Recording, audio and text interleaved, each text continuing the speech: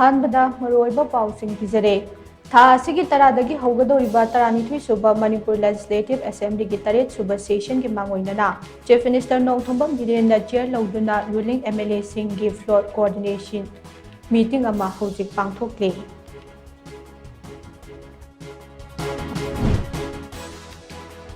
NSS से Manipur University की undergraduate programme की वैल्यू एडेड कोर्स तोंगानबा पेपर हापले है मणिपुर यूनिवर्सिटी की वाइस चांसलर प्रोफेसर नाउरेम लोकेंद्रना फोंदोखरे।